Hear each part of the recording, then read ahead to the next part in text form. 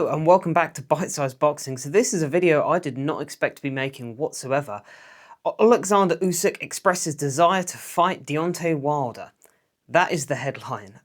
Wow, where do we start with this one? So Deontay Wilder, of course, a former long-time WBC world champion. He held that belt from, 2015 until, was it 2020 he held it? He held it for 5 years. I think he had about 10 defences as well. Admittedly, against less than stellar opposition. He was in the PBC protection programme when they were in their heyday.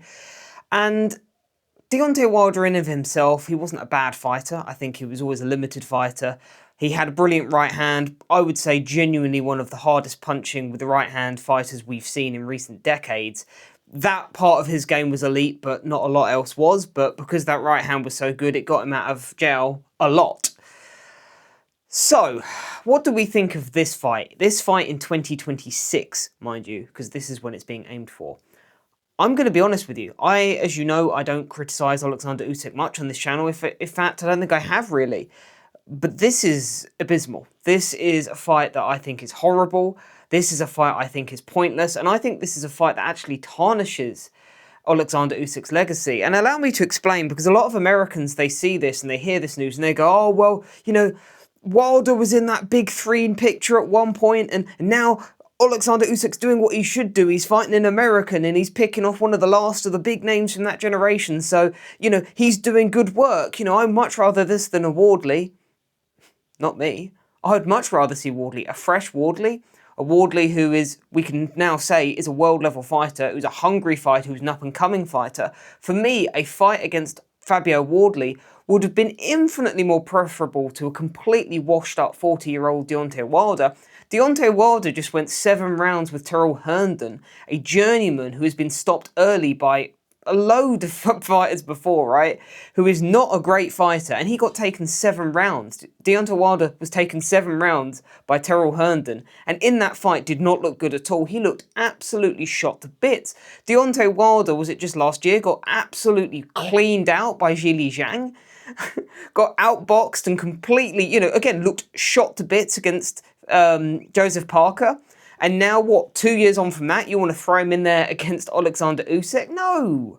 No. This is a horrible fight. For me, I think prime Deontay Wilder would have lost clearly to Oleksandr Usyk. I think if you had brought Oleksandr Usyk up in, say, 2017, I know he was down at cruiserweight then, but if you'd brought him up then, I think he dances round Wilder then, and I think he could probably even stop him late back then.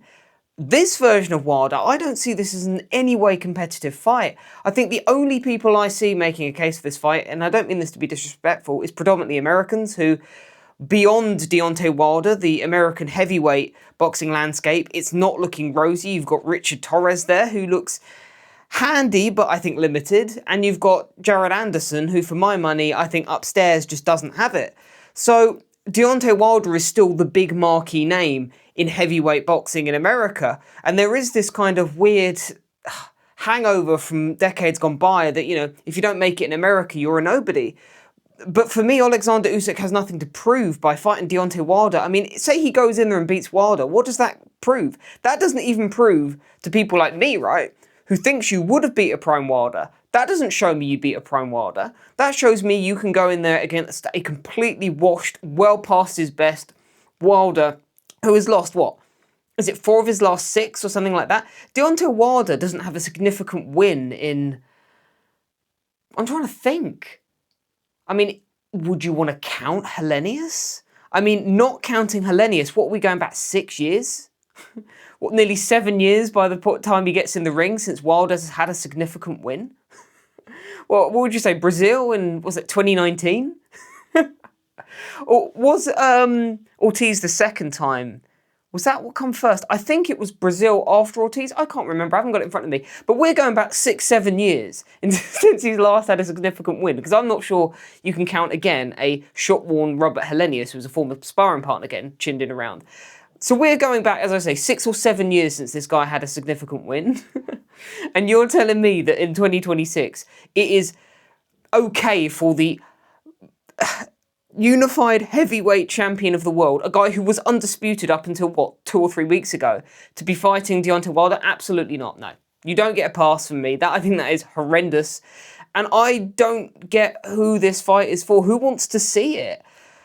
I'm sure it will do some good numbers. Maybe Wilder can do the whole bomb squad routine and kind of try and convince some people he's still got, some semblance of something left. But I don't think he does.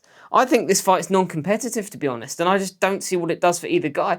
Well, I see what it does for Wilder. I mean, for Wilder, it's, I guess, a shot at heavyweight title and a payday, but for Usyk, I think this genuinely tarnishes his legacy, because as far as I'm concerned, if you've got no interest in fighting high-level opposition, because bear in mind, this guy's still a world champion, this guy still has 3 of the 4 belts, so there is an expectation that you should be fighting top guys, not guys who are completely washed.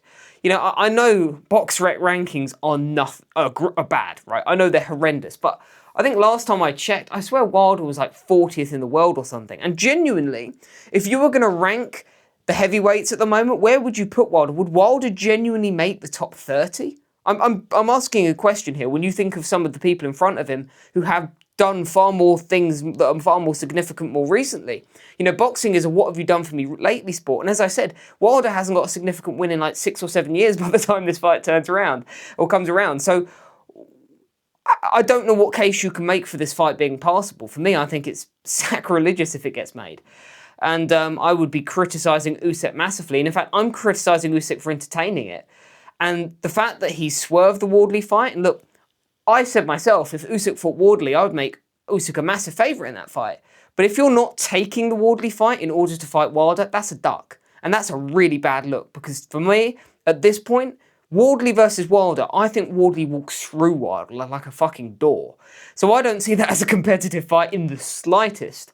So with that in mind, I don't see what you get from fighting Wilder. I don't get, well, again, it's a payday, it's more exposure, but for me, again, a horrible fight.